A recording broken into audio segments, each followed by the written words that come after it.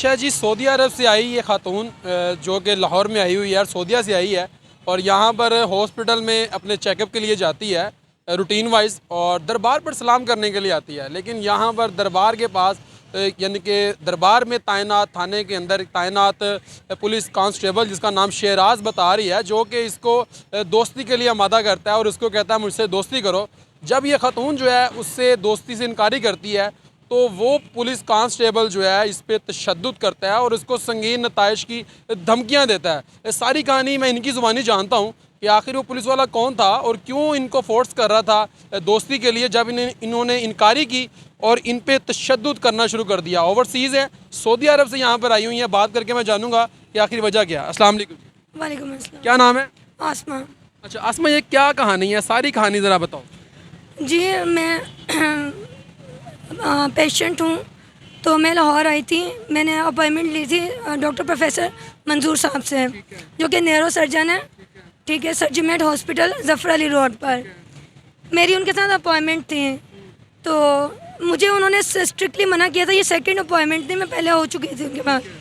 उन्होंने स्ट्रिक्टली मना किया था कि आपने वज़न नहीं उठाना, क्योंकि मेरी बैक बोन के 4 स्टेप्स में ना गैप है। तो पुलिस वाले हमारी मदद के लिए नहीं होते। बिल्कुल हमारे मुहाफिज हैं। हमारे मुहाफिज है, हमारी मदद।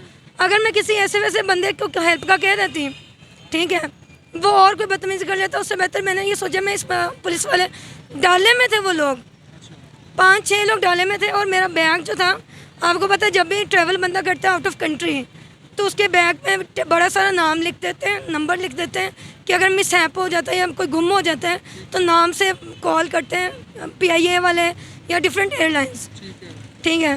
तो वहाँ पे मेरा नंबर था, उसने मेरा नंबर देख लिया, सेव कर लिया। मुझे कहने लगा कोई किसी चीज़ की ज़रूरत हो ना, आप बेहद कभी मुझे बताइएगा, मैं ये हूँ, मैं वो हूँ, मैं फला हूँ।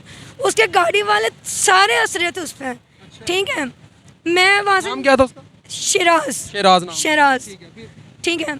मैं वहाँ से चली गई, ठीक है।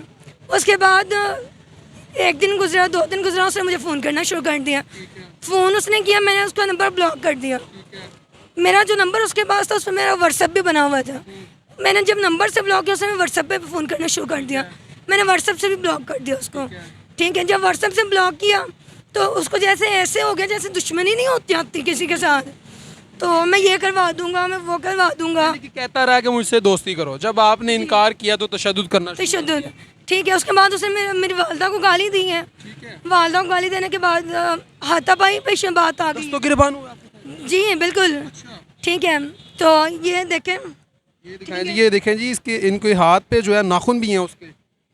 अच्छा, यहाँ पे नाखून मारता है उसका पता नहीं, वो बेल्ट लगाया, क्योंकि मैं भी उस वक्त शदीद गुस्से में थी। आपको भी पता है कि आप भी एक मोअज़्ज़ज़ शहरी हैं।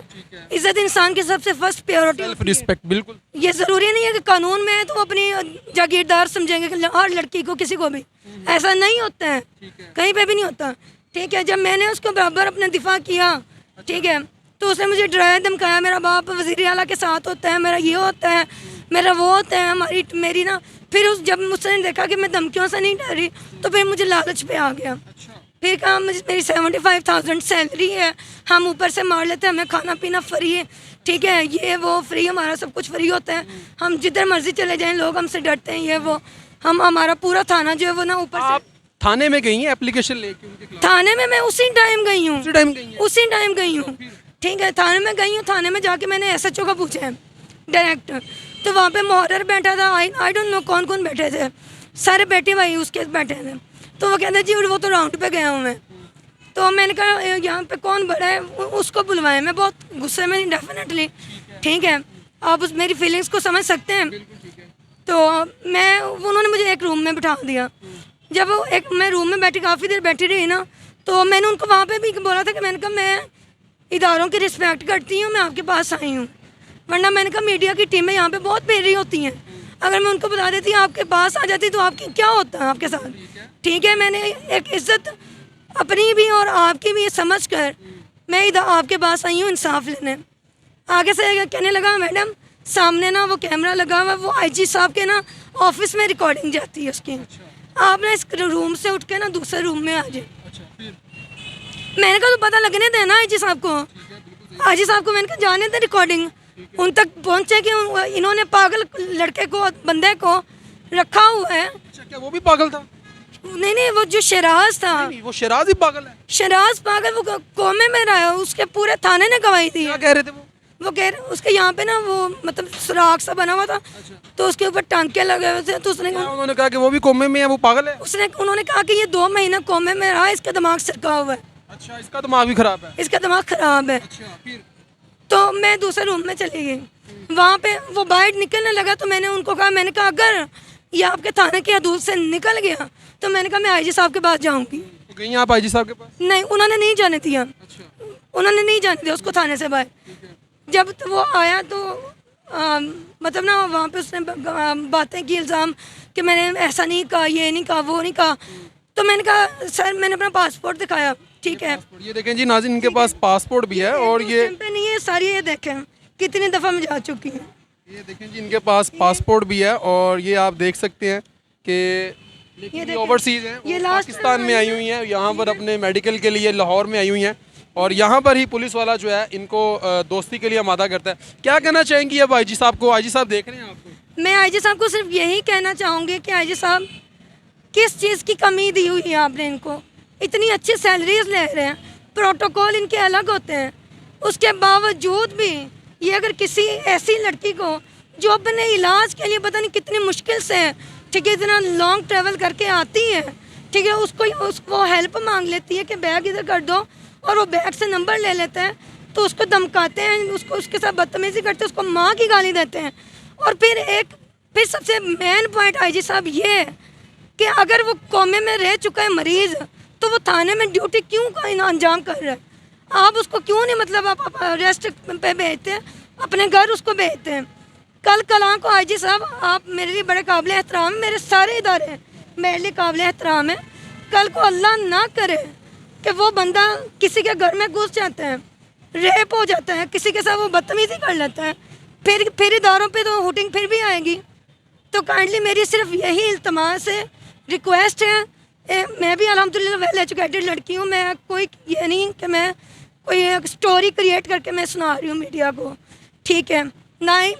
तो मेरी सिर्फ ये है कि उसको सस्पेंड किया जाए, फ़ौरन सस्पेंड किया जाए, ताकि वो किसी नेक्स्ट लड़की को शिकार ना बनाए।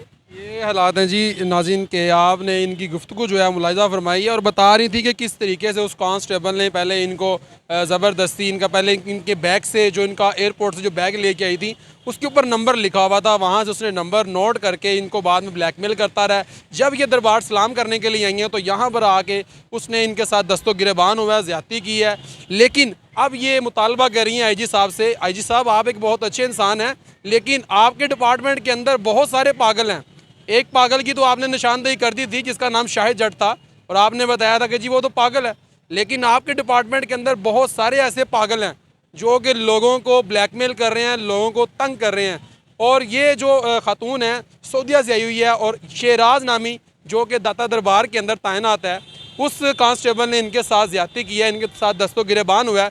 जब ये FIR के लिए, दरख्वास्त के लिए थाने जाती हैं तो कहा जाता है कि वो भी मेंटल है। तो इसका मतलब है कि आपने इतनी बड़ी फोर्स के अंदर सारे मेंटल भर्ती किए हुए हैं, तो ये बहुत बड़ा सवालिया निशान है। तो सवालिया तो आपसे गुजारिश है कि इस खातून को जो अपने पास बुलाकर इसको इंसाफ फराहम किया जाए। बहुत शुक्रिया।